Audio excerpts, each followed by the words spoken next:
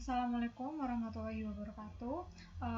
Kembali lagi dengan saya Afina Kakatusyami dengan NIM 7211419027 dari akuntansi B 2019. Pada kesempatan kali ini saya akan menyampaikan materi selanjutnya dari sistem informasi manajemen, yakni informasi dalam praktik.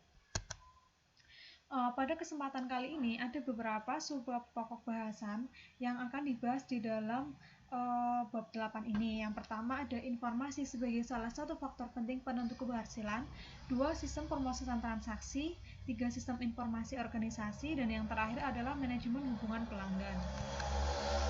Next, yang pertama, informasi sebagai salah satu faktor penting penentu keberhasilan. Kinerja dalam beberapa area operasi perusahaan dapat menentukan kesuksesan atau kegagalan. Area-area ini yang disebut faktor-faktor penting penentu keberhasilan atau Critical Success Factor atau CSV. Akan berada dari suatu perusahaan ke perusahaan lain, namun cenderung akan mengikuti pola-pola tertentu berdasarkan bidang industrinya.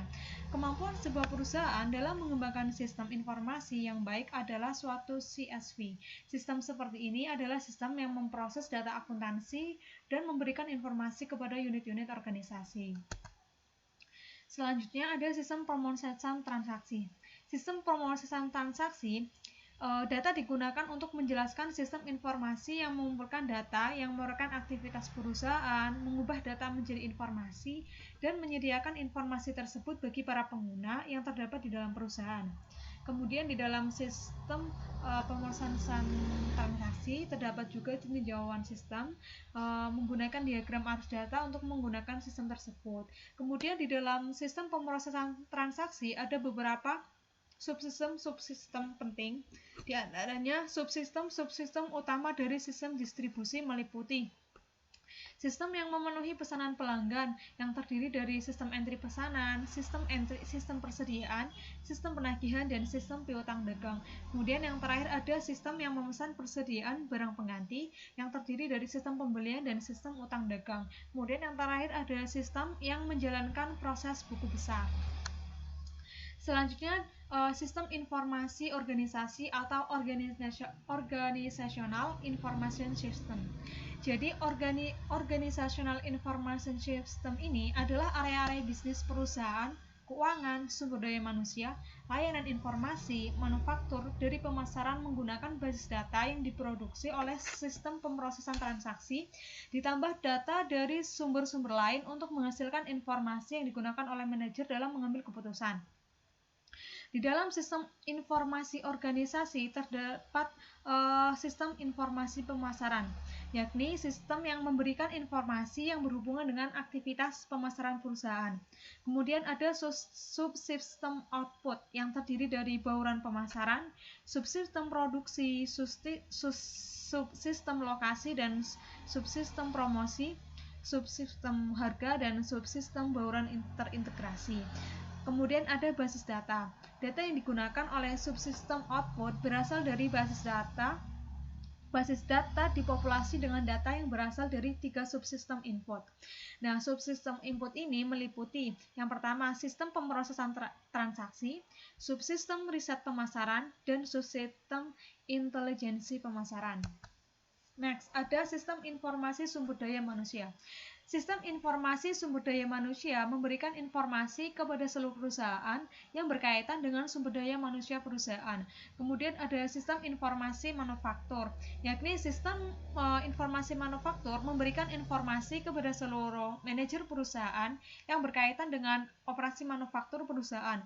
Kemudian ada sistem informasi keuangan yang memberikan informasi kepada seluruh manajer perusahaan yang berkaitan dengan aktivitas keuangan perusahaan. Dan yang terakhir ada sistem informasi eksekutif, sistem yang memberikan informasi kepada para manajer di tingkat yang lebih tinggi atas kinerja perusahaan secara keseluruhan. Next, ada manajemen hubungan pelanggan. Manajemen hubungan pelanggan atau Customer Relationship Management yang disingkat CRM adalah manajemen hubungan antara perusahaan dengan pelanggan sehingga baik perusahaan maupun pelanggannya akan menerima nilai maksimum dari hubungan ini. Sistem CRM akan mengakumulasikan data pelanggan dalam jangka waktu panjang 5 tahun, 10 tahun, atau lebih dan menggunakan data tersebut untuk memberikan informasi kepada para pengguna. Unsur-unsur utama dalam sebuah sistem CRM adalah data warehouse. Nah, sini kemudian ada pembahasan mengenai data warehouse.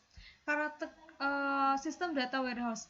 Data warehouse ini adalah data yang dikumpulkan dari sumber-sumber data dan dikirim ke area pengumpulan sebelum dimasukkan ke dalam tempat penyimpanan data warehouse. Suatu sistem penyampaian informasi akan memperoleh data dari penyimpanan data warehouse dan mengubahnya menjadi informasi bagi pengguna. Kemudian karakteristik data warehouse. Yang pertama, kapasitas penyimpanan data sangat besar. Data diakumulasikan dengan menambahkan catatan-catatan baru, bukannya dijaga tetap paling mutakhir dengan memperbarui catatan-catatan yang sudah ada dengan informasi yang baru. 3. Data dapat diambil dengan mudah. Dan yang terakhir, data sepenuhnya digunakan untuk pengambilan keputusan dan tidak digunakan dalam operasi sehari-hari. Kemudian bagaimana sih data disimpan dalam tempat penyimpanan data warehouse? Di dalam penyimpanan ini ada dua model. Yang pertama tabel dimensi, yang mengartikan bahwa pemikiran data tersebut dapat menjadi basis data untuk melihat data dari berbagai sudut pandang atau berbagai objek dimensial. Yang kedua ada tabel fakta, berisi ukuran-ukuran kuantitatif sebuah entitas, objek atau aktivitas. Dan yang terakhir ada skema bintang, meliputi unit penjualan aktual menurut kode pos pada satu bulan tertentu, perbandingan jumlah komisi penjualan menurut wilayah penjualan selama 2 kuartal terakhir, dan penjualan produk berdasarkan pelanggan untuk tahun berjalan sampai dengan saat ini. Next, penyampaian informasi. Di dalam penyampaian informasi menggunakan OLAP atau Online Analytical Processing. Segala jenis peranti lunak yang dapat digunakan untuk menarik data dari tempat penyimpanan dan mengubahnya menjadi informasi. Pembuat laporan, paket query basis data, dan model-model matematis semuanya dapat digunakan. Selain itu, terdapat satu jenis peranti lunak yang secara khusus dikembangkan untuk data warehouse. Kemudian di dalam OLAP terdapat dua jenis pendekatan. Yang pertama ROLAP atau Relational Online Analytical Processing dan yang kedua ada MOLAP atau Multidimensional Online Analytical Processing. Next, yang terakhir ada data mining. Jadi apa sih data mining itu? Data mining adalah proses menemukan hubungan dalam data yang tidak diketahui oleh pengguna. Kemudian verifikasi hipotesis, pendekatan yang dimulai dengan hipotesis pengguna mengenai bagaimana data saling terhubung. Kemudian penemuan pengetahuan. Sistem data warehousing menganalisis tempat penyimpanan data warehouse, mencari kelompok-kelompok dengan karakteristik yang sama. Kemudian yang terakhir adalah menempatkan data warehousing dalam perspektif. Selain dari inovasi teknologi dalam data warehousing, ia mencerminkan pola terobosan dalam cara yang lain. Ia menerapkan cara berpikir yang baru akan data. Daripada mencoba untuk menjaga dan tetap mutakhir, idenya adalah dengan mengakumulasi data dari waktu ke waktu. Data warehouse memberikan suatu pendekatan bagi para pengguna untuk mendapatkan informasi dalam pengambilan keputusan. Terima kasih atas perhatiannya. Apabila banyak kekurangan, saya mohon maaf. Saya akhiri. Wabillahi taufiq wal hidayah. Wassalamualaikum warahmatullahi wabarakatuh.